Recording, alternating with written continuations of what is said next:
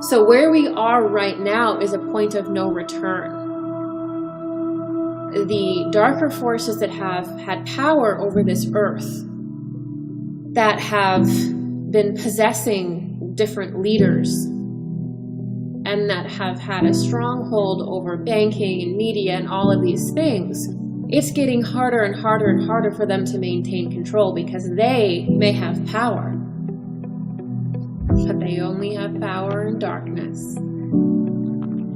They only have power when people are sleeping, and that's not really power at all. We are reaching this point of no return, and it has a lot to do with these really invisible but palpable cosmic frequencies that are returning to the planet, that are lifting it up and forcing us to go through this purging, and it's reaching this point of no return for the dark side, for corrupt politicians, for corrupt bankers, for corrupt corporations.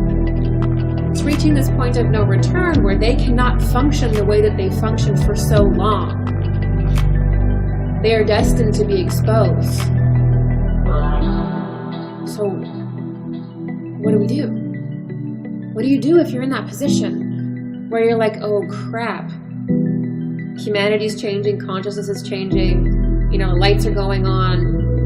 You have to try to shut it down. You've got to try to turn it off. You've got to use vaccines. You've got to use the manufacturing of different crises. You've got to keep humanity in a trance-like hypnagogic state of disassociated shock. If you don't, it's the end. There will be a fine-tooth comb going over you and all of your practices, because when the light returns, humanity wakes up. And this is biblical, and a lot of people have prophesied this, but nobody seems to factor it in necessarily to drama. We get caught up in it. But that's why. That's why right now, because there's always a point of no return. There's always this threshold, this membrane that once you pass it, and we are in it for this year and the next, especially 5, or it's been really happening for a little while, but we are in it now. And so what needs to happen is that either humanity can be completely regressed into an inferior form, into a more beast-like form, which is really what the mark of the beast and the beast-like system is. It means not returning to our divine nature and state as psychic beings, but instead regressing into a more animal-like form, which involves the transhumanist agenda. That's why many say the mark of the beast is a transhumanist mark or some kind of chip or whatever it is. Because once you choose transhumanism, you choose to regress as a person. You choose to regress as a human. You say, I'm not going to develop my intuition. I'm not going to regain my psychic abilities. I'm not going to regain my cosmic consciousness and develop. I am going to instead merge with a machine and lose your consciousness entirely. We will not think the same once we're hooked up to Neuralink. We will actually have a different bioenergetic field entirely, a denser bioenergetic field. That is what this is all about, and that is why I'm mentioning the people at the top, because that is their only option for humanity, to keep what they have. And it's also why these billionaires and these tech giants are so invested in censorship. Because they have to keep things under wraps, certain things under wraps, especially the deep state that wants to oppose them under wraps. They have to keep things at a certain level so they can create false flag events and trauma to the point where they can usher in their regressed state, their lesser state.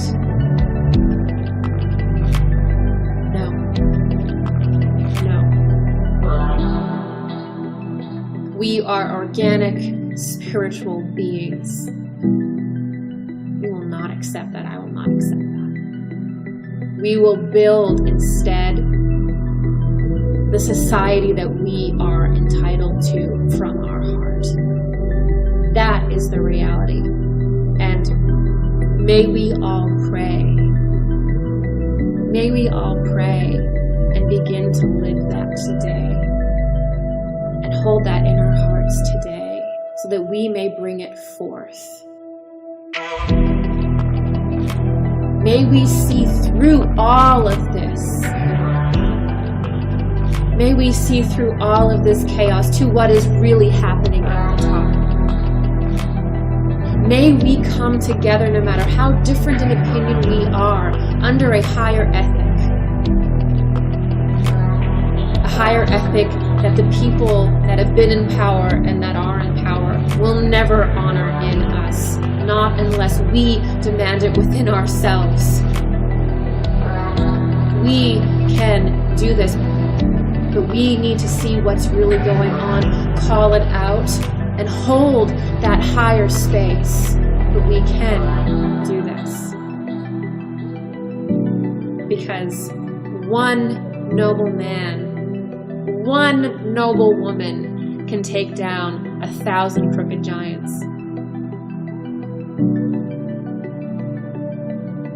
That's the truth.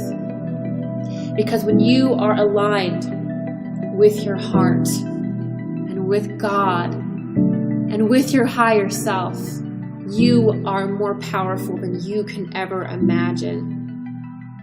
And a stability rises inside you that can never be shaken, not even by the darkest person, the darkest agenda. And when many of us do it, it's beyond.